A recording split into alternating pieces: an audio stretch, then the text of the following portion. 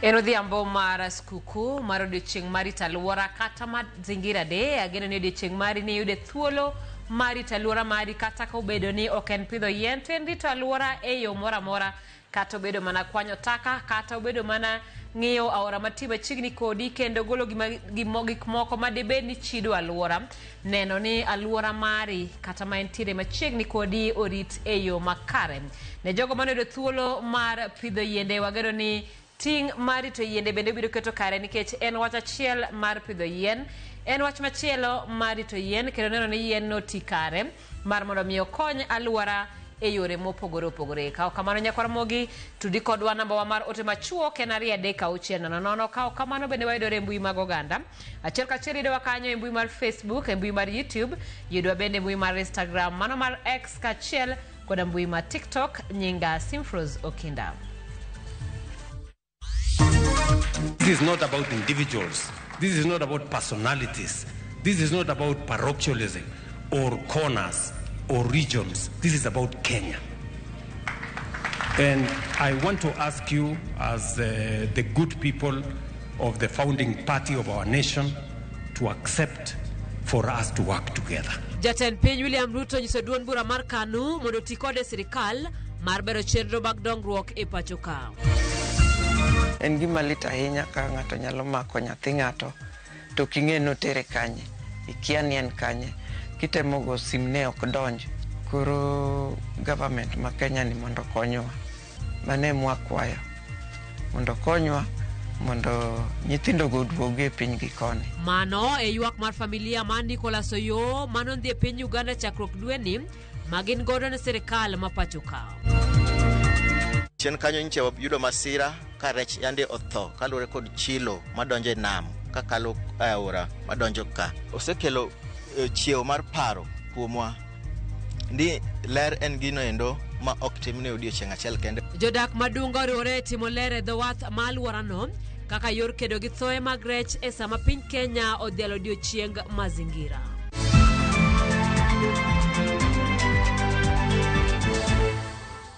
Nyakaramogi machiegni nyinga Simfros Okinda, jaloko marwa en Belinda Phillips.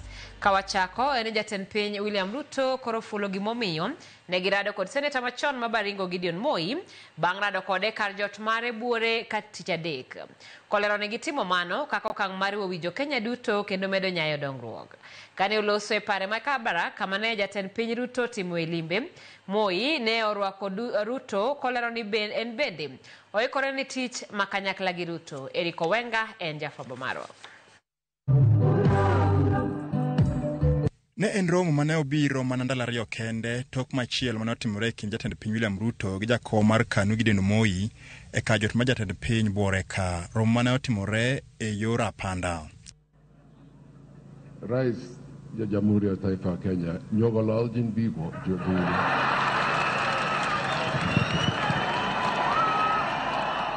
Gideon Moi kata kamano nokawo thuolo mar chiwo pache gi ler ewi kaka ne giwuoyo kod jatend piny Ruto, kata kamano nowuoyo kokalo e dho jo-Kalenjin. Gideon nolero kata kodoko ne owuok e ng'we laro kom senet ma Baringo to pod duond bura mar KANU otegno mokalo. Weche mabende nosir lwedo gi jagoro maduong' mar KANU George Wainaina. Tutasikizana vile tutafanya kazi, lakini chama cha KANU itakaa. Hivi maneno mengine ya vile tutafanya kazi, hiyo tutasikizana.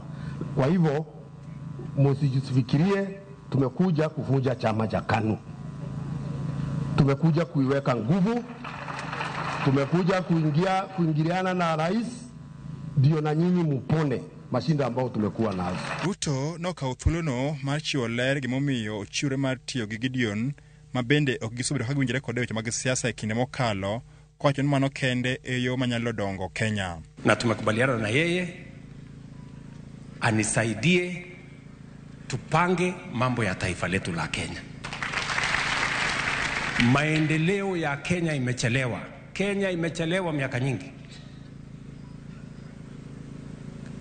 We are not supposed to be a third world country.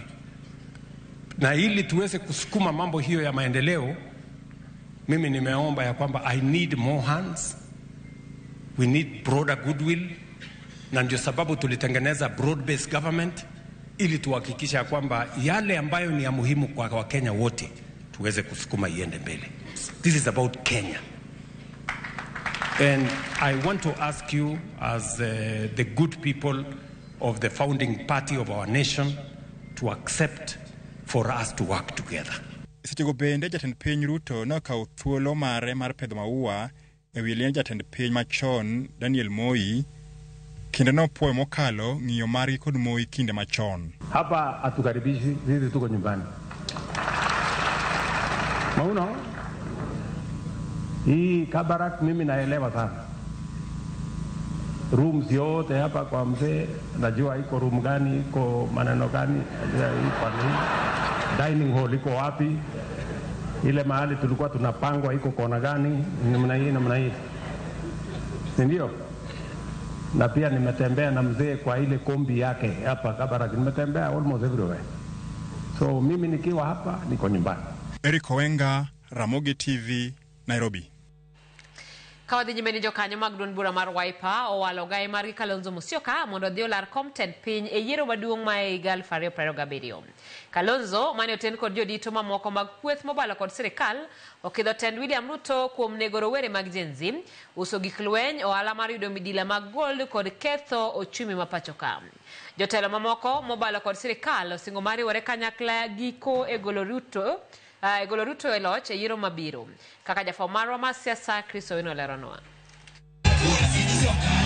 Alap mar historia ma Uhuru Park, jokanyo mag duond bura mar Wiper Patriotic Front ochokore karombgi e chako safar mandiko historia manyien e telo ma pacho kae. Will as many as of that opinion say aye? Gi ilo, chia kod nyadhi, jokanyo mag Wiper Patriotic Front otweyo jok mar telo e ng'uto gai margi Kalonzo Musyoka kendo miye ligangla madhi rakore kod jatend piny William Ruto e yiero maduong' mabiro. Maonge dok chien, Kalonzo okawo kut kendo teng'o William Ruto koyuo kuom ketho uchumi ma pacho kae, nego rowere mag Gen Z, thung'o jo Kenya kod osuru, kaachiel gi dewo jo Kenya kod gope mag bandia. Each day dawns with a new levy, a new penalty, and a new heartbreak. We pay taxes for services we never receive. No jobs, no medicine, no food, and no relief. They call it bottom-up economics. But what we see is bottomless corruption and a top-down greed. It is not an economic plan. It is an economic funeral. Kalonzo odhi nyime kod nyono ng'ut Ruto e lowo kuom mano ma owacho ni en timo ohala mar uso gik lweny kendo wilo gi midila, okang' maketho kwe e kind pinje mag Afrika ma Ugwe. This regime sells arms and gets illegal gold in return. Honestly, what you are witnesses to is a horror movie directed by a know-it-all director who is a star and the supporting cast of his own show. Kalonzo ojiwo rowere mag Gen Z mondo bi owuog oko mar chulo kuor ewi nek matend William Ruto osebedo ka nego gigo kokalo kuom kawo ombulu kendo luto ombulu mar golo Ruto e loch. Ruto ordered you to be shot not in the head but in the legs because you dared to exercise your constitutional rights. I urge you, fellow Kenyans, and the Gen Zs and the young Kenyans, I urge you today to shoot Ruto at the ballot. Jotelo mamoko mobalo kod kweth mar sirikal mane oyuoro e nyasino osingo mar siro Kalonzo lwedo poni oyiere mating'o bendera mar kweth mobalo kod sirikal e yiero maduong' mabiro. Tulipokaa ni pahala pa historia. Ninyi wana Wiper mmechagua pahala pa historia, na siku ya leo historia inaandikwa Kenya hii ya kwamba serikali mpya ijayo iko Uhuru Park, iko inaunda siku ya leo. Mimi Rigathi Gachagua na wafuasi wangu ambaye ni mamilioni nitaunga yeye mkono na kumfanyia kampeni. Ile kampeni nilifanyia Ruto ni kionjo. Ile nitafanya kampeni mara 10. Harambee! And should the united opposition, Your Excellency, decide that you will be the candidate, I will support you. We will support you. Jotelogo bende osingo mar chako safar mar luoro gwenge duto mapacho kae kendo sero ombulu ka ginyiero paro moro amora ni ginyalo pogore motelo ne yiero maduong' mabiro. Safar mar Kalonzo Musyoka madhi laro tend piny e yiero maduong' mabiro ochakore ayanga kawuono e alap ma Uhuru Park ka ting' maduong' koro en loso kod jotelo wetene makwedo sirikal mondo osire lwedo e dwaro mare mar bedo jatend piny Kenya mar auchiel. Chris Owino, Ramogi TV, Uhuru Park, Nairobi. Kawa pod wantiere weche mag siasa mag yiero maduong' mabiro e tend duond bura mar ODM oramo ni gibiro chungo jalar kom jatend piny Kenya e yiero maduong' mar 2027 kendo jiwo jokanyono mondo mi oket maino e lombo jopiny donjo e duond burano. Magi ne oyangi gi jalup jatend duond burano Simba Arati masani ogoyo tach e kaunti ma Mombasa kama gitime ikruok ne nyasi mar yango higni 20 mag duond burano. Joja oko nigi ler mathoth kowuok Mombasa. En romo mane okelo kanyakla moko kuom jokanyono mag duond bura mar ODM e kaunti ma Mombasa. Kai, jalup jatend duond burano Simba Arati ne ojiwo jokanyono mondo mi oket maino e lombo gendene mamoko mondo donje e duond burano mokoni biro chungo jatend piny e yiero maduong' mabiro higa 2027. Nimesema tutasimamisha rais mwaka wa 2027 kama chama. Na nimesema chama hiki sio mto mdogo, ni mto mkubwa. Ni kama bahari hii uiambie ingie kule Lake Victoria. Haiwezekani. Lake Victoria ndio inaweza katika bahari. Sisi ni bahari. Kwa hivyo vyama kama UDA, kama Jubilee ambao ni marafiki zetu, watajiunga pamoja na sisi. Na yeyote yule ambaye anataka kujiunga pamoja na sisi, tutajiunga pamoja tuijenge nchi yetu. Jodong luo mawuok e kaunti ma Mombasa ma bende no yuore nyasi no ne okoni maino sani giketo e temo kelo gendene duto kanyakla kako machielo bende gijiwo tend ODM mondo mi otem rakore gi midhieche mathoro sieko to chutho e kinde mag yiero. Wan kako ganda luo ODM e odwa ng'ato nyaka donje ode koro wabed gi kwe mondo wabed ni kotundo yiero mabiro to higa 2027 nyaka wabed kanyakla achiel kendo wabed kaka oganda luo ni mondo watigi party mar ODM. Alomogi kama wadito te modak Mombasa wabedo gi mora tiel to kage seyudo to koro wapogore koli wani jobara to same omera this time kata wani wani Simbarati nyaka wabed piny mondo wang'ento ng'ani biro kawa. Katika chama chochote kile unapata kwamba kuna ukarabati ambao sio mzuri, ambao unafanya watu wanakufa mioyo ya kufuata chama. Na sisi kama chama pia yawezekana kwamba kuna ule ukarabati watu wachache ambao wanataka kuharibu jina la chama.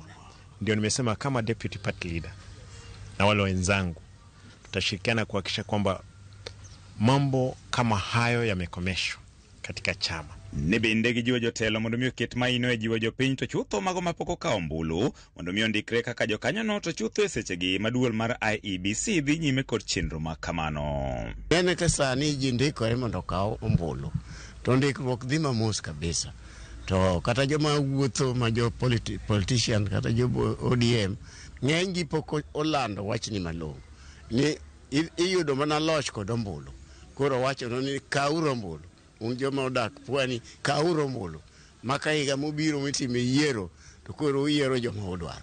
Icho duong na ila Nyasaye oduoke pacho mondo bi Mombasa mondo wanyisi this time opogre gi ndalo mamoko ji obed piny mokwongo kapok ogombulu to kwase gombulu to koro ok wanyal gik kuom jogi waol dhane maol kaka jomodak Mombasa to Mombasa to wantin kama wadhiye to onge to wadwani mondo wabed e achiel ni watimo na gito gitimo nyakulchelo wamowa.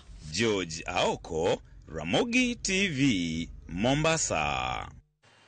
Anyuola mar Nicholas Oyo, jakendera tich oganda manomaki e piny Uganda kod nyawadgi Bob Njagi, ywak ne sirikal ma pacho ka mondo lal rekod mano ma Uganda mondo wuodgi odug pacho. Anyuola no wacho ni nyaka ne nyathigi lal tarik 1 dwe ni e piny Uganda, pok gibedo gi kwe kaluwore ni pok ong'enda ji ariyogo. Ndalo par nyaka ne nyathigi Nicholas Oyo lal e piny libamba ma Uganda. Anyuola ni kod dang'ni mar pare wi lal mar nyathigi ka gibago romo mar alam pile ka pile, gigeno ni yo nyalo yudore sa asaya. May the power of the Lord come down. Anyuola ni wacho ni dhogi omoko kendo chenro mag giduto chung kalora ni onge lipot moro amora magiseyude wi yo. Manyaka sani pod ok wang'eyo ni gin kanye. Koro en gima lit ahinya ka ng'ato nyalo kawo nyathi ng'ato, nikech nyathi ng'ato nyodhi kama ng'ato nochokore gi bura mare gi joge, to kanyo nyithindogo bende gidhi kanyo mondo giwinj gima ng'ano wacho, to jomoko biro to mako gi kanyo. Roselyn Ochieng, miyo makoro chunye chandore komedore kod tuoche ma en godo, lero kaka lal mar wuode mone nindo. Our mind keeps going to what about if he's not found? Yeah? So we cannot really sleep. We are really, really distraught. My mom is old. She's got a condition. Somebody has to be with her permanently. Roka nyaka sani osetieko moloyo juma achiel kapok wawinjo kata wachgi, kata ka go sim ne ok donj. Temo chopo ir sirikal ma pacho ka mondo kony anyuola ni manyo wuodgi pok onyago lemo kapod gisayo sirikal mondo ywe pi wang'gi. Na oro nyako mane tiyogo e ofis Mudavadi chon to noseritaya mondo dhi owuona gi Mudavadi, lakini nowuoyo gi nyako matiyo ofis Mudavadi ema nowuoyogo nikech nok onyal reach nok onyal chopo kuome directly. To wadwaro ni mondo wang'e, mondo oduokgi, mondo wanegi ka gingima, to kata ka ok gingima to ngimagi nitie, mondo oduokgi, mondo kata watergi ka thieth mondo wadoge e maisha wa mapile. Gipako yo kaka jaratiro marito chike ka giwacho ni onge ketho ma nyathino timo. Onge gima rach maniko timo. Nick osebedo ga ng'ama luwo chik. Osebedo ga ng'ama ohero ni mondo chik bendo lu. To mage gik ma ohero, gik ma osegore ni mondo piny olokre, mondo piny obed maber. And to kamano e gimomiyo nyalo bedo ni kori make, chik make nikech ono dwaro chik maber. To mano gima otamo wang'wa. Estego gogo jokene ratich oganda e piny Uganda oro kwayo ne duol makene ratich oganda e piny no mondo konye chenro mag neno ni rowere ariyogo owe thuolo. Kagi wacho ni gin gi adiera ni ogeng'ne gi tesend jolweny ma Mbuya. Nicholas Oyo kod Bob Njagi nolal godo tarik 1 dweni ikinde mane gichopo e romo mar jasiasa e piny Uganda mano Robert Kyagulanyi mong'ere kod nying mar Bobi Wine. Piny owacho biro chiwo kothe ma bilion 2 ne oganda mapacho ka higa mondo sir dwaro mar piny Kenya mar pidho yiende bilion 15 chop higa mar 2032. Mondo lek ma kama ochop kare, jatend piny William Ruto lando ni bad migawo mar bunge pacho ka mano KFS biro riwore kod rowere mag NYS maneno ni kothe mag yiende opidhi e kor gwenge ma pacho ka. Ruto yango mage kinde motelo ne jo Kenya e godiochieng ber aluora kata mazingira day e kar jot mare mantiere buore Nairobi. Sharon ng'awo nigi mathoth. Kotene kod mikai mokwongo mapacho kama marecho Ruto. Jodito mag piny owacho moriwo jatend migawo mar aluora Deborah Barasa kaachiel kod jopuonjre. Jatend piny William Ruto otelo ne jo Kenya duto e hingo odiochieng ber aluora kawuono. Ruto oyango ni kinde thuolo mar higni 2 mokadho yiende bilion 1.06 osepidhi. Komedo ni achiedhnade maduong' moseneno en nok mag kothe mag yiende. In the last 2 years, we have planted 1.06 billion trees. The bottleneck that we have had over the last 2 years is the availability of seedlings. We have different interventions to make sure that there is availability of seedlings. We have mobilized our military to produce seedlings, National Youth Service to produce seedlings, our prisons to produce seedlings, forest community organizations to produce seedlings, private sector people to produce seedlings. From the Constituency Development Fund, we have now isolated 5% of the Constituency Development Fund for purposes of seed production by young people in different parts of Kenya. E kinde hingo odiochieng mazingira, Jatend piny oyango ni rowere mag NYS biro riwore kod Kenya Forest Service mar jiwo pith mag kodhi mag yiende e nurseries 300. Omedo ni piny owacho chano yango nurseries madongo 17 machano golo kothe mag yiende bilion 2 e higa ka higa. We're going to mobilize 15,000 National Service personnel to work with the Kenya Forest Service to restart 300 nurseries in all our forest stations and all our forested areas so that we can have 2 billion seedlings available to the people of Kenya every year, and also have another 17 mega nurseries in different parts of Kenya to look after different ecological zones so that we can produce 2 billion trees, 2 billion seedlings every year. Ruto ojiwo Kenya mondo her pidho yiende mondo tiek achiedh nade mikelo kod lokruok mar kor lwasi ahinya to e bunge ma pacho kae. We have agreed that we are going to look for sensitive areas, water catchment areas, watershed areas, and make sure that we plant trees, because trees are very important in matters to do with the environment of the Republic of Kenya. Because of climate change, we have frequent floods, we have droughts, we have wildfires, and so many other things in between. And it undermines food production, it creates unnecessary expenditure to mitigate floods, to mitigate drought. We lose livestock, we lose wildlife, and we lose livelihoods. And therefore it is important for us as a nation to focus on tree planting as a national exercise. Jatend piny oyango ni kaber, to piny Kenya owinjo go okang' mar koso tenore kuom koth e yor pith, kendo jiwo pith ma itimo ka ikeyo pi e puothe. Magitimore e kinde ma piny Kenya nitiere gi lek mar pidho yiende bilion 15 chop higa mar 2032. Kila mtu ashikilie mti wake na anze kupanda. Sharon Ongao, Ramogi TV. Kawadhi nyimeni ya pisas madito mag sirikal ne otele chenro mar hingo odiochieng' ma oketenge ne bero alwora kata mazingira de e counties mopogore.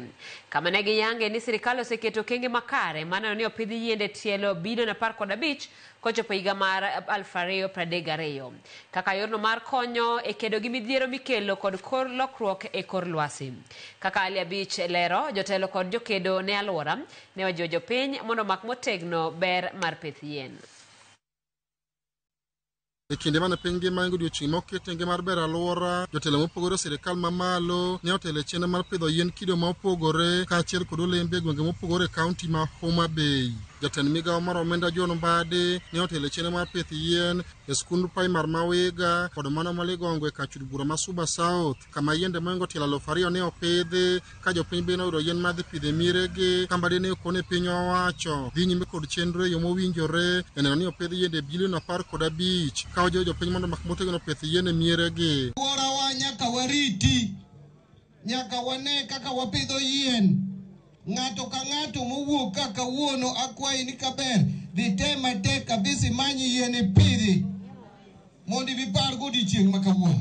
So every student, every pupil of Wiga Primary School, you must make sure that you have at least one tree planted in your name. To e kar chund bura ma Suba North, jagoro mongirore migawo mar arita Dr. Raymond Omolo ne otelo ne jopiny kaachiel kod jopuonjre e chenro mar pith yien e skund primar ma Mbita. Dr. Raymond Omolo ne okone sirikal omako motegno pith mar yien kaka yor konyo kedo kod midhiero mikelo gi lokruok mar futo mar yamo e kor lwasi. Kila mtu akona mambo ama akona jambo ama jinsi ya kuchangia hii mradi. So unapata ukikuja hapa kila Friday ya every month, na ilikuwa tarehe 3, tuko na Chiefs Climate Action Day, that every chief anashughulikia location yake, anatafuta wakaaji wa hiyo location, anatafuta walimu, anatafuta wanafunzi, ndio tushughulikie mambo ya kupanda miti ili tufikie hiyo target ya 15 billion trees by 2032. Chenro mar pith yien bende nodhi nyime kaunti ma Migori, kama pisas mag piny owacho kod mago mawuok e riwruoge moko mag piny owacho ne oriwore kanyakla mar ringo odiochieng' mar pith yien kama ne gijiwe ber mar pith yien. Nitie joma be dwanyo environment. To wakwanyo ni joma dwanyore wada buro ka odiochieng' moro ma waburo puonjo ji ler kwa kawore gi jo public health mondo ji ong'e kaka ginyalo rito alwora maber. Ok anyal wacho ni wasebedo ahinya ni wan malo. Okang' mwasekawo to ber kendo kata kiwuotho inyalo yudo ka town ler. Wadwaro ni ji mondo obed gi opidh yien. Watimo program mar chiwo ga yien e skunde gi organizations manyalo pidho yien. Koro wambe wa participate kama last year ne wa participate e pidho yien. This year wawacho ni community service ma wadhi timo kaka bank en mondo wa clean our environment. Gima watimo mondo wa make sure ni environment ma wantie ler kendo long'o waloso club mar environment. Club mar environment ni wanyiewo ne yien kendo wamiyo gi pidho. To e kaunti ma Nairobi ka chud bura mar Waraka, jaod bura mar Waraka TJ Kajwang' ne otelo ne jopiny chenro mar pith yien e skund primar ma Lakisama, kama ne okone pith yien e skundono biro kelo lokruok e skundono. Taduogo kandi mang'wony wiya ma pidh yien kendo makel mafua kendo makel olembe nikech wadwa ni mondo piny olokre. Kiluongo kisungu moro maduong' ni climate change, kisungu no wadwa ni mondo ji owinji. Rito alwora marwa en gima important e mzingi mar maendeleo. Kaka mheshimiwa osewacho, mheshimiwa okelo maendeleo ka mar gero skul. To wacho ni kako gero skul nyaka oket environment ma nyithindo mabiro somo ka biro bedo gi environment maber mar somo. Alia Beach, Ramogi TV. Duol matayo ler mar aora ma Nairobi kata Nairobi Rivers Commission koro yango ni achiel kuom gigo mathiro tij yien bedo ni nitiere moko moganda modak machiegni ahinya gi aorano. Kata kamano kaka Ifinya Kidilero nitiere okenge magisegoyo mabiro konyo duoko aorano e wang'e. Madirom higni adek koro nyaka ne jatend piny William Ruto chiw ting' mar bero aora ma Nairobi kod alwora mare ne duol ma Nairobi Rivers Commission. Okang' makamano wachore ni osechako nyago lemo. Kalore gi apisa mar kaunti ma Nairobi matayo chenro mar Green Nairobi Maureen Njeri, chal mar aora ma Nairobi oserochore ahinya kalore gi medruok e kwan oganda madak e boma ma Nairobi. Gino machuno moko kuom oganda dak machiegni ahinya gi aora. Over the years, the rivers in this city have been heavily polluted. We have 3 rivers in this city. We have Nairobi, we have Mathare, we have Ngong River. This is one of the rivers which has been heavily polluted over the years, looking at the areas within which this river is flowing. If you look at the sector where we are at, and as you go downstream, it's heavily populated by informal settlements. So there's a lot of pollution that has been over the years that has gotten into the river, majorly because of urbanization and the fact that a lot of residents have moved into the city and hence have developed and encroached into the riparian area of the river. Kaluore ni kinde koth aora no pong makal kiew kendo kelo midhiero ne oganda. Osechak ger ageng'a mag oula kata gabions chenro mosechakore bath aora no makadhe gwenge ma Lakisama. We're doing a sewer that is able to carry all the sewers that will be generated along the area that has been scoped up to 2065. These are huge lines which are 1.8 by 1.8 meters on both banks of the river. That will deal with any liquid waste. We're also dealing with solid waste by construction of gabion interceptors along the river. Nyaka sani mae kaka aora ma Nairobi chalo. Aora ni manie tok kar puko taka ma Dandora. Igeno ni ibiro ler kendo duoke wang'e kochopo dwe mar achiel higa 2027. Pap Makamkunji, mabende osebed kitiyo godo ahinya kinde romo mag siasa, bende wachore ni biro yudo lokruok kagisani gedo dhi nyime mar kete kaka paw tuke. To ni rawere modak e gwenge ma chenro gi duto timore, giwacho ni giseyudo thuolo mag tich kod yuto masiro ngimagi. Mokwongo wan gi chekechea nika, wan gi swimming pool, wan gi netball nika, to nyithindwa mang'eny ma iye kae bende ong'e go mpira. Koro paw nika ne kod gi machiegni ka to biro konyogi mondo gia e weche moko maricho nikech area modake ni bende ok ber ahinya kuom nyithindo kethruok. Koro paw ni oseloko ngima ji mang'eny, asasa ojende ma wan go ka achiel gi an kuom yudo nueng'o, kuom yudo tich. Wan gi dhano 320 matiyo ka sani moa Shauri Moyo, Majengo, Kaloleni. Wandiko gi ka kendo gitiyo ka. Efinye Kidi, Ramogi TV, Nairobi. Wadhi kaunti ma Kisumu kae kineni mapingi madhialo odiochieng' aluora jodak madhowath madunga i Kisumu ne oriwore kanyakla gi bengi mar Equity duol mochung'ne nono weche ler mar nam Lolwe kanyakla gi jotelo mag dhowadhno e timo ler mar nam. Chino makama ne en mar duogo ler e nam Lolwe kod lando injili mag wito taka yo makare kaka yor neno ni aluora ma oganda odakie machiegni gi nam Lolwe obedo makare kendo mowinjore gi ngima. Lipota marwa Millicent Adhiambo nigi ler mathoth.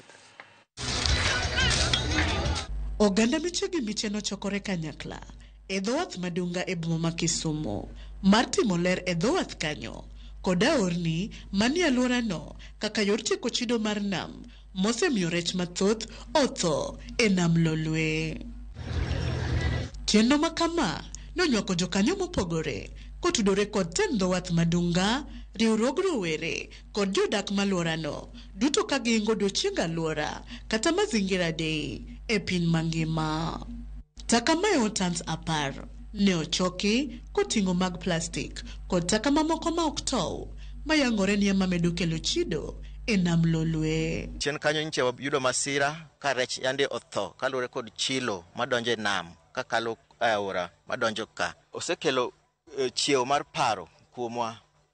Ndi ler en gino endo ma ok timne odiochieng' achiel kende but en gino monego bed ni watimo kinde duto. Ma en ranyisi makare ni waikore mondo mi service mwachiwo ne jolimbe kod jodak madunga en gino endo maber madhi makare gi ngima dhano. Jobag chendo ni wacho ni ma ok bi mana duogo kido makare mar nam Lolwe to bende obiro konyo e lando injili e wi rech chido mar nam magikoni kelo lal mag rech kod lando tuoche e dier oganda. Ma is one of the major beaches mar Kisumu kama ichame rech maber.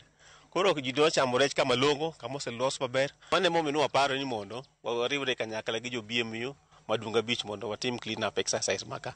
KM Friyango negisechako timo nonro mar konyo e geng'o thoe mag rech e nam Lolwe kaluwore gi kwiri mosebedo ka donjo e nam giyango ni kokalo lony mar science puonj ne oganda kod lwoko lwedo ema biro jimbo luonj kedo gi midhiero no kendo bero yuto e alwora mar nam Lolwe. Onego beni walokore kinde ka kinde wawe gige ma watimo machido nam watimo gige mabecho manyalo miyo nam obed maler. Koro wawuoyo kendo wang'iso gi gimomiyo onego beni gitiyo kanyakla gi sirikal mondo gi hakikisha ni nam ler kata ka gikwanyo yugi to ging'eyo ni yugi mage minyalo lok pesa to mage minyalo witi kata mage minyalo wang'i.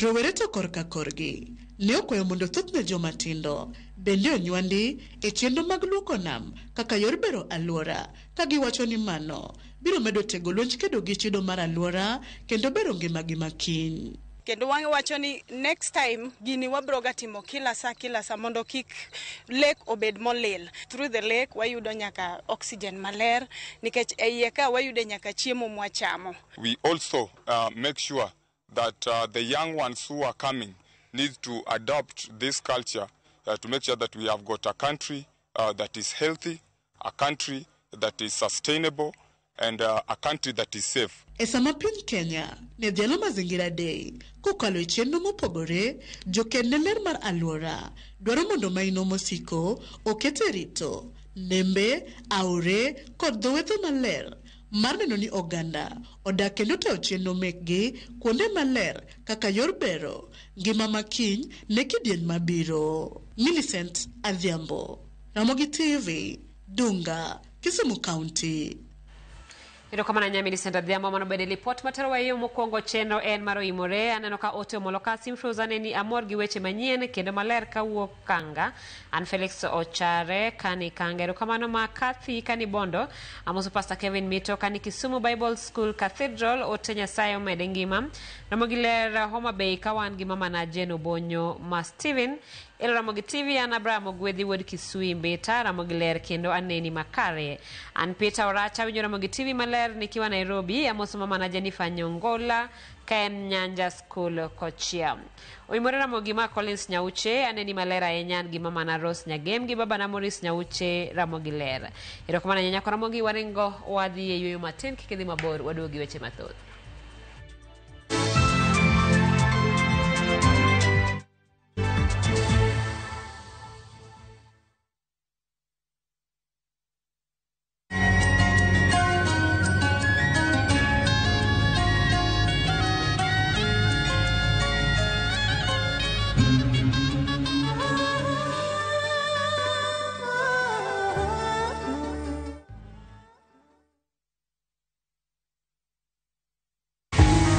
This Customer Service Week, we celebrate the heart of Royal Media Services, you. To all our viewers, listeners, advertisers and partners, thank you for trusting us to deliver your business goals to entertain, inform and educate you. We are because you are. Happy Customer Service Week.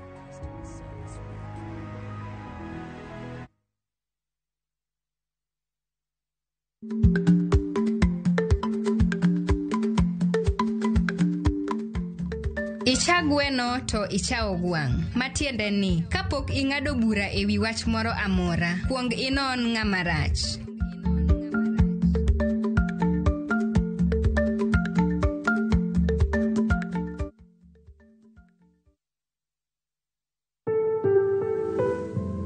Kotenore kod nonro wacho ni ji duto te mose survive kata jogo mose kedo kod kansa ni mar thuno dwaro sir makende. Wanyalo luongo ni emotional kata psychological support. Kaka anyuola, kaka family, kaka jogo mose bedo kod jogo mantiere kod tuoni. Temuru matek mondo migi chir, kik ketgi kod akweda, mondo migi yud hera kachiel kod sir magidwaro. Oteni kelonwa kod Royal Media Services, we care.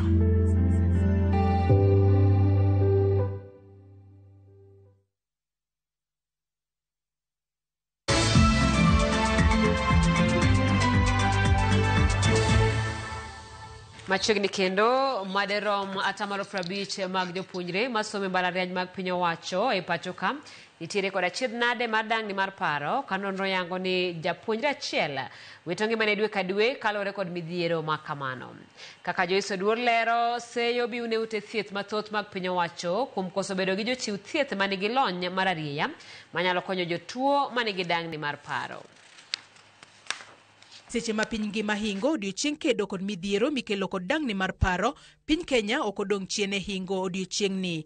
E kinde nyasi mar hingo higni 20 mar riwruok mar Health Rights Kenya e boma ma Nairobi, onyiedhore lela ni jopuonjre masomo e mbalariany mag piny owacho e pachoka ema thoro bedo kod midhiero mar dang'ni mar paro ka japuonjre achiel wito ngimane dwe ka dwe nikech midhiero mar dang'ni mar paro. Students are facing so many challenges out here, starting from financial constraints, which are affected by the new funding model, parents' inability to pay fees, their own inability to be able to sustain their own lifestyles. There's peer issues ranging from friendships to relationships. Students are committing suicide every day, and as we speak, we have lost one through suicide last week, which we are yet to bury, and it has been a common phenomenon losing one student per month. So you can count like 12 in a year.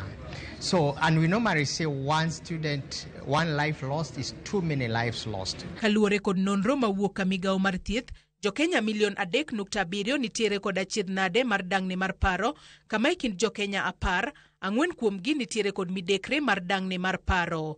E kuonde tiegruok mamalo kata mbalariany mag piny owacho, oyangore ni atamalo 50 mar jopuonjre nitiere kod midekre mar dang'ni mar paro. Research shows that nearly 50% of university students across the country are struggling with one form of mental health issue or the other. It could be anxiety, it could be depression, it could be something else that these students are struggling with. It could be social life. And I think for us at Health Right, we're focusing on the universities as well because every life matters, and we don't want, we're looking at a population that should be productive in the coming days, and the investments are required right now for them to be able to complete their studies, have their lives health. E kinde nyasi no, Seyo obiune ute thieth mag piny owacho kuom rembedo gi jochiw thieth manigi lony mar arieya e neno jotuo manigi dang'ni mar paro, gino mamiyo ok giyud kony kata thieth maber. Osiptende wa mag public mag sirikal seche moko yudo ka ikruok maber onge, nikech iyudo ka seche moko ok ji temo bedo train manyalo handle situation no, ama seche moko koneno ng'ato ok onyal ng'eni ng'ani nigi shida mane. Koro seche moko iyudo ka tek nikech iyudo kata ka ng'ato obiro ok ka ging'eni en gi mental problem to iriembe ni timo ni nade, ibehave nade. Koro ineno ka seche moko bedo matek nikech ng'ani obiro en gi shida mar depression to reception moyudo kende rach. Nikech ko depression chako bedo marach e dhot, ing'eni kata imro bedo scared, koro kitambo chope daktari koro obedo was. Magi duto timore e seche ma omenda bilion 62.2 dhine thieth mar dang'ni mar paro higa ka higa e pachoka. Joyce Odur, Ramogi TV, Nairobi. Moko kuom jokanyo e riwruog jotich e wath ma Mombasa KPM, jowuok tung' mosuo gi jagoro mar riwruogno Simon Sang ewi paro mar dwaro ni jotije e wadno ma Mombasa obag ng'anyo e dweni mar 10. Gikoni okang' ma jagono temo kawo en mano mar geto kelo pogruok e kind jotich, gino ma gikoni ok girwako kata matin. Joja oko nigi ler mathoth kowuok kadho wadh Nam Chumbi. Magi gin jotich e wath ma Mombasa mane jowuok oko mar kwedo paro mar jagoro margi Simon Sang madwane gibak ng'anyo kaluwore gi moko kuom ng'ikruoge mikoni nitiere e wadhno ma Mombasa. E twak margi jofwamb weche e dho apisgi mantiere Sparky giramo ni chalni nitiere maling'ling momiyo jagochgi luongo ng'anyo sani ni mar midhieche mantiere gikone gin mago ma inyal tieki yor bago twak gi jogo mowinjore. Wach mar jagoro maduong' mar Dock Workers madwaro ni mondo wadhi e barabara wagom ne kambi mondikowa mar Kenya Ports Authority. Wanyise ni wan ok wabigomo nikech onge gimomiyo wagomo. Mwandishi atafute chama ambacho ata divide and rule, but not our Dock Workers Union. Tumesimama kidete na members, tunaamka na members, tunalala na members, na sisi ndio tunajua shida ya members. Sisi kwetu tunasema yeye hana check number. In short, what we are saying is no demonstration, no industrial action, and no more strike. Yale masuala ameibua ni masuala ambayo yanaweza kakaliwa kwenye meza katika JIC ambapo yanaweza yakatatulika. Na ikiwa itashindikana, ziko njia mbadala ambazo zinaweza kutumiwa kama conflict resolution. Kwa hivyo hajatumia njia zote ambazo ni mwafaka kutatua haya matatizo. Gichiwo ranyisi wacho kumba mar thieth ma jagoro no seyo kagikoni en owuon mane oketo koke winjruok mar okumbano kendo ne odino ite kinde mane jotich ywakne. Sani promotions waseyudo mang'eny moloyo kaka nyocha wayudo chon. Wayudo gik mabeyo maloyo gik ma nyocha wayudo chon. Omiyo sani waonge gi haja mar gomo. Omiyo wanyiso General Secretary biluongo ni Bwana Simon Sang ni wan ok wabigomo, wabiro bedo tich kendo wabiro endelea gi tich. Mane omiyo wabiro ofis waka mondo wanyise ni ok wabigomo. Pay scale ni jambo letu kama wafanyikazi, na kufikia saa hii yeye analalamika ni miaka 5 chini imepita. Alikuwa wapi wakati kitekelezwa? Ambao ni medical, yeye mwenyewe alisign akisema ya kuwa hii iko kwa trial. Binadamu si wa kujaribiwa. Kwa hivyo yeye mwenyewe ndo alisababisha. Luoro margi eni kinde ka kinde mang'anyo timore, oganda makwar thoro wito thuolo mag tije, omiyo koro gidwani en owuon ma mondo ogwe tao. Sasa yeye na akipanga mipango ya kuwa ni kazi iendelee, yeye anasema migomo. Tumefanya kazi, kumefutwa watu chungu nzima kwa sababu ya migomo. Kuna watu 28. Sang must go. Mimi nasema kama mama siogopi na niko tayari kupigania members anytime anywhere. Chama ni kwa nani? Chama ni kwa nani? George Aoko, Ramogi TV, Mombasa. Jalony weche mag pur yuago nok mag puothe ma itime chenro mag pur kakore jiwogi mondo gitim chenro mar pur monywando pur mar kothe, pith mar jamni kod mamoko maong'ere kaka integrated agriculture. Jafwambo marwa e kaunti ma Migori George Juma ni kod ler mathoth. Piny mangima ingo odiechieng' mar chiemo kaka World Food Day 2025 en odiechieng' ma ihingo e kinde manok mar chiemo pod okwako piny Kenya. Nok mar chiemo skel kod midhieche mathoth ma oting'o lokruok mag kor lwasi. Okenge mopogore opogore osebed ka itiyo godo e jiwo medruok mag chiemo e kaunti ma Migori kata piny Kenya mangima. Jolony wechego mag pur wacho ni pur ma onywando gik mathoth ma oting'o pur mar cham, pith mar jamni, gwen, kendo itiyo kod mbolea ma olosi ka itiyo kod losruok mag jamni, it yiende kod moko ma ong'ere kaka organic manure, ma kisungu dendo kaka integrated agriculture, chiwo geno e medo chiemo e kaunti ma Migori.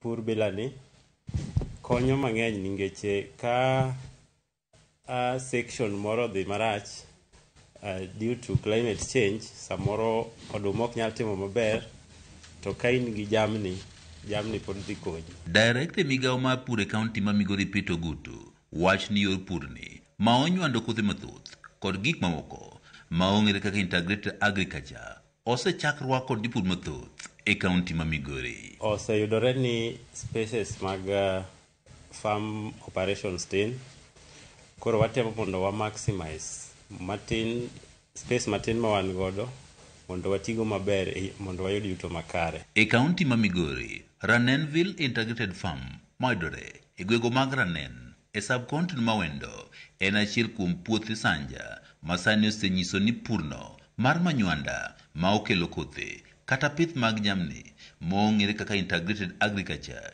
nitie kod ber kendo kelo geno e ng'wech mar kedo kod nok mar chiemo e kaunti ma Migori. The concept of an integrated farm is very simple, that you recycle everything, there is no waste. So here you will find us growing ginger, you will find us growing turmeric, you will find us growing vegetables, because a farm which is integrated uses its own materials. What reduce kata one limit tiyo gi chemicals dingeche sama ipuro oduma tiyo mana gi manyiwa moa e puothi cha, ok idhi tiyo gi fertilizer ma samoro dhi ketho ni lowo.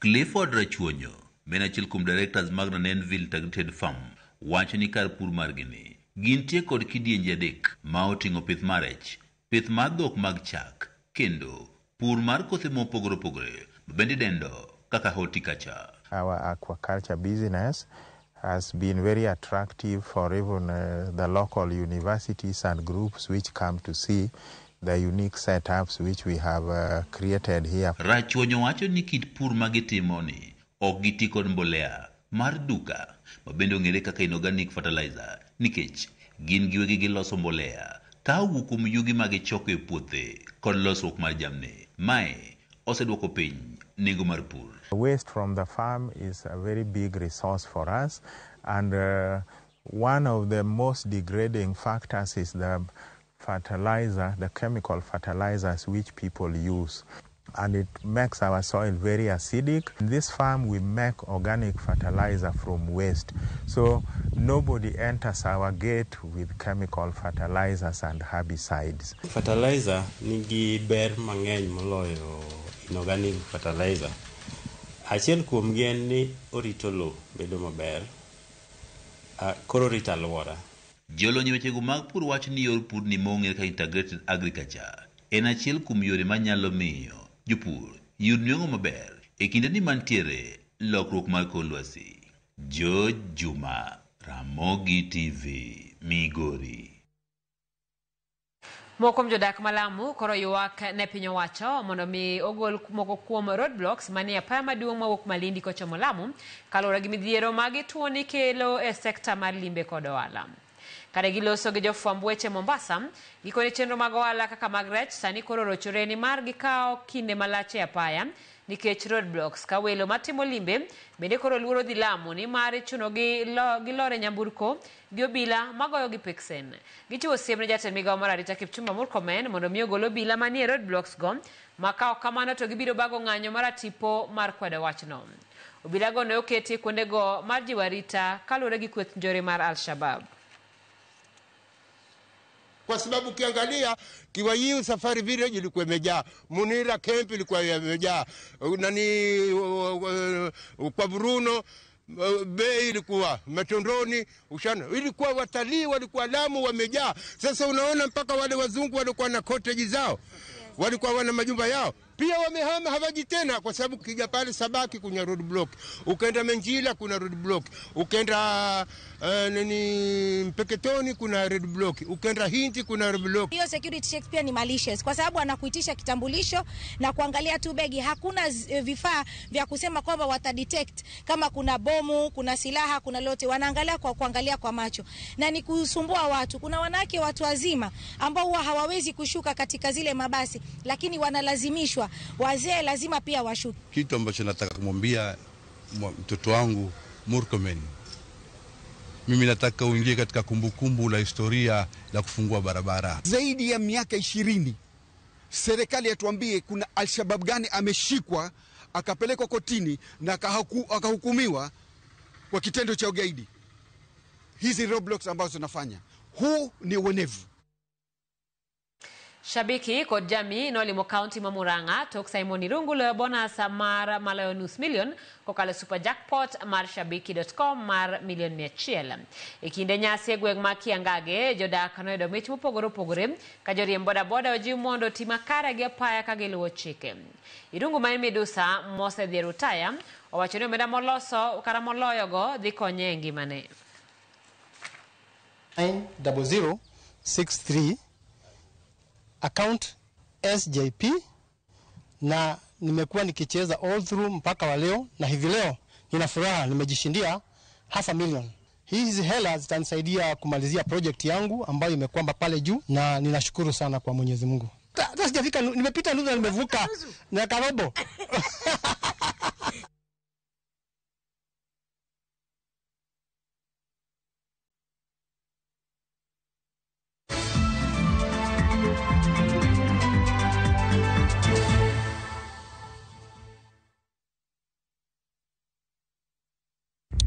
Saa zingine mambo kupata bila plan. Gas ndio imeisha, landlord akuache upumue, mtoto ni mgonjwa na bado ni mid-month. Usijibox kwa noma. Piga *531# and sort your emergencies with my Mobi Civil Servant Loan, iwe usiku au mchana. Kama wewe ni civil servant, sasa uko sorted. Dial *531# and get up to 20,000 shillings and pay from your next payslip. No paperwork, no guarantors, no drama. Ni wewe tu na simu yako. Register now and see your limit in seconds. Built for Kenyan civil servants. My Mobi, iko sorted.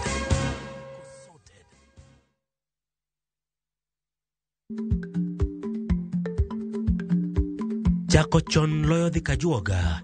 Ma tiende ni bedo gi ikruok momondo geng'o masiche kod midhiero mang'eny mabiro e ngima dhano.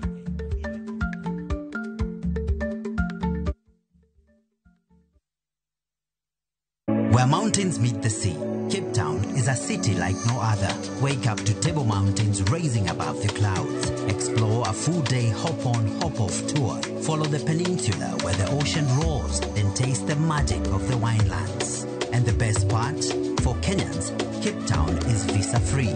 Enjoy 4 unforgettable nights for only $1,410 per person sharing, including tours, tasting, and memories to last a lifetime. South Africa is calling. To book, visit viewtravel.com or call 0703 254 254. View Travel. Dream, explore, discover.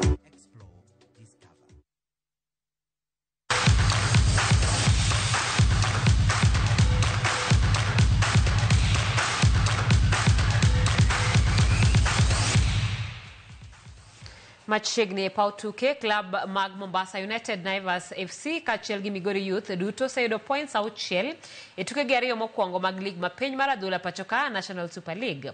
Club mar Mofa mogoyo tach e kaunti ma Mombasa bende nigi geno mar yudo loch margi mar adek mar season ni e kinde ma gibiro rakore gi club mar Kibera Black Stars chieng' Jumapil. Mofa mako thuolo mar ang'wen e chung timbe e kinde ma Kibra nitiere thuolo mar 9 tok yudo loch achiel kende e tuke gi ariyo. E moko mtuke ma ibago kiny, Mombasa United biro tugo gi Luanda Villa, Catalanta biro rwako 3K FC, Viga United biro tieko odiochieng' ma kiny gi Naivas FC. Jumapil, Migori biro rakore gi Kisumu All Stars e kinde ma Fortune Sacco biro tugo gi Nzoia Sugar.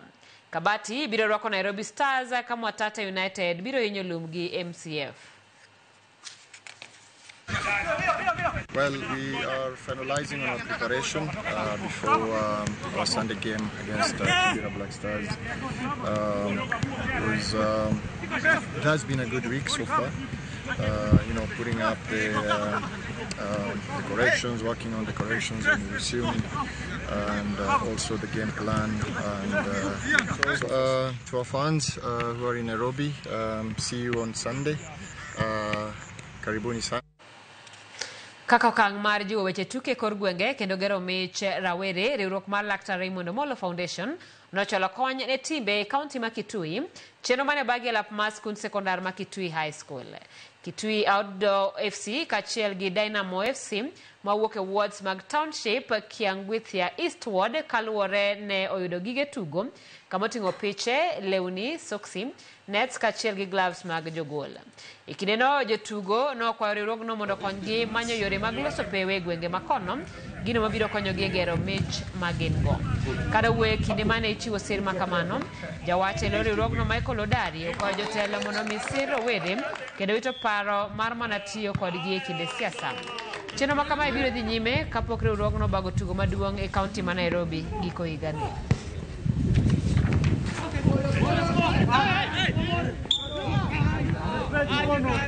Vijana ukiwacha hivyo wanaweza kuanza kuvuta bangi, wanaweza kupiga watu ovyo, hata watu watawaingia kwa vitendo mbaya. Na katibu mkuu si lazima atumie askari, atumie bunduki, akipeana hizi jezi hivi. Vijana watabadilika, watachukua masaa zao mingi kwa kiwanja na watakuwa vijana wazuri. And I call upon all other stakeholders, people, well-wishers who have that spirit of philanthropy to support our teams. We'd like to take football in Kenya top higher. Reason, it creates employment. It also flies the flag of our country higher. Nyar Kenya kendo jatugo mar golf Rose Catherine oikore makare mar yore tuke mag pinje mangima mag Soma Bay Golf World Cup ma ochan e boma ma Cairo piny mar Egypt dweni. Kane loso gi jofwambo kinde mane odhi nyime gi timo ikruok mare alap ma Muthaiga Golf Club kama osebedo ka opiedhe tuke mare. Rose nigi geno mar bero thuolo mar abich mane otiekoe e tuke mag Turkish Airlines World Golf Cup mane obage piny mar Turkey. Tuke mabende ne oywayo jotugo moya 190. Rose biro wuok pacho ka juma manyien kodhi e boma ma Cairo.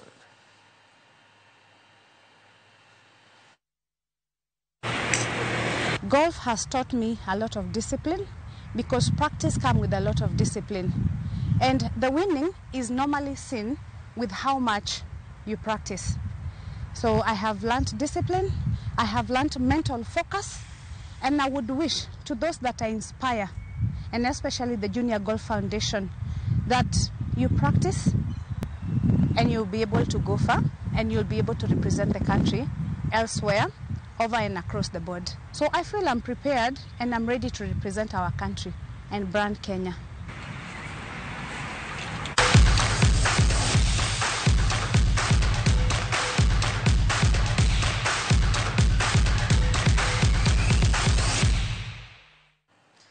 Nyakaramogi mane thuolo mane wantiere godo ne weche manyien mago imorero kama na nyakuom kawo thuolo mari mar bedo kodwa e chenoni. Thuolo en mar Ramogi Naitano Kakulu osedonjo kanyo kaachiel koda producer mare Sandero ni mondo mi awene gi thuolo in ma ikawo thuolo mari mar bedo kodwa e chenoni. Waduoko ni erokamano bana kwa paro ni poni ni pidho yien en thuolo mane ni yien no irite mar mondo mi obi okel ber ma igeno yudo e thuolo mabiro. Kao kamano ubed gotieno maber. Nyinga Simfrozo Kinda, jaloko marwa en Belinda Phillips.